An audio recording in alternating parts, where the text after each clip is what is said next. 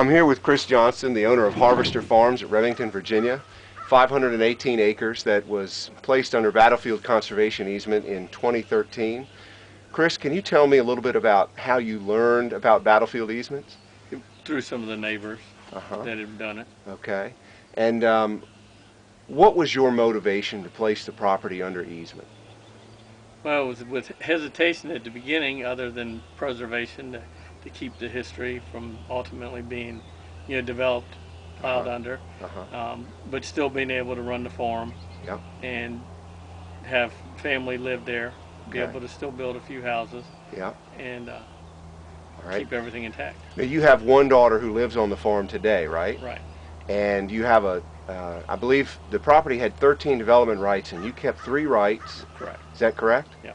And so possibly you may move there, and then your son may move there, something like that? Son's looking at moving out there too. Yeah. And then the daughter, she'll move further south.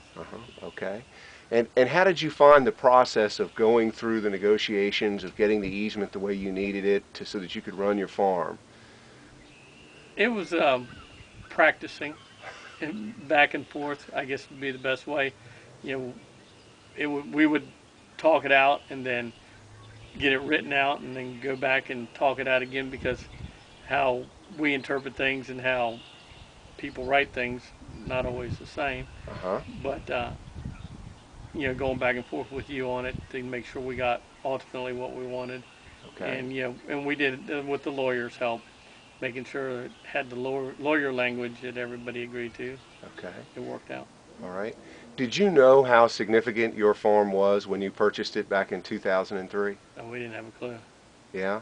I mean, we didn't know anything, that there was any battles on it at all.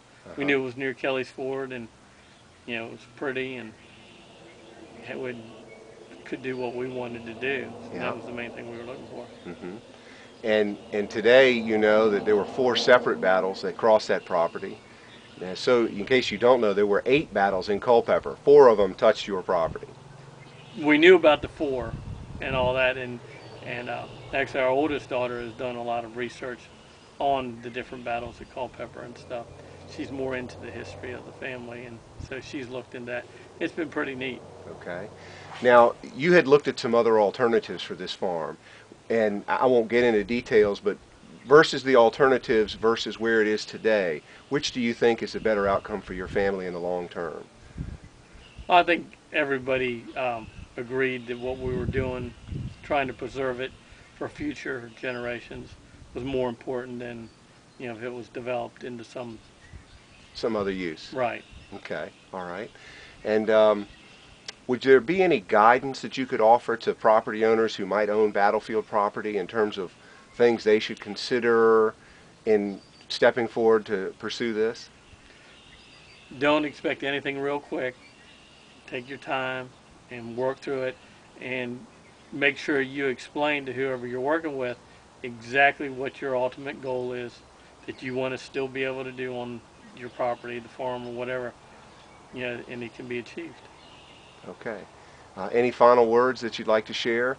And keep in mind, the audience that's going to be seeing this, or that is watching this right now, is mostly going to be land planners and folks who work in the professional community that work with owners such as yourself. What guidance would you give them sitting on the other side of the table?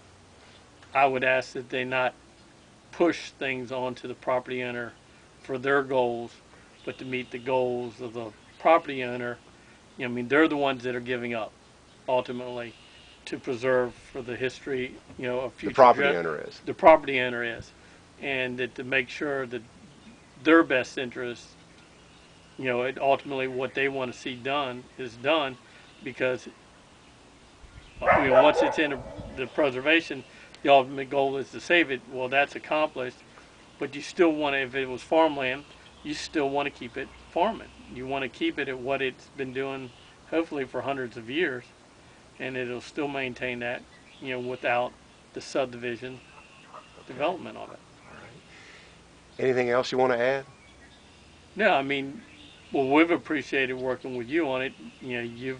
There's been I did not tell him to say that. There's been times where, well, we had a bad experience years ago, so we were very apprehensive on doing it, trying something again, but we were able to work through with you where before we were being pushed, and needless to say, we didn't like that.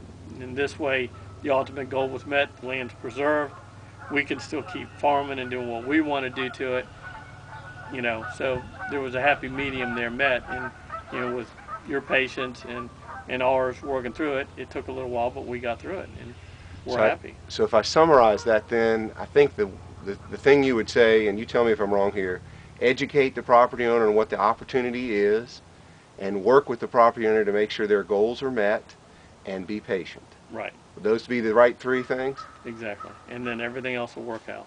All right. Thank you, Chris. I appreciate your time. No problem.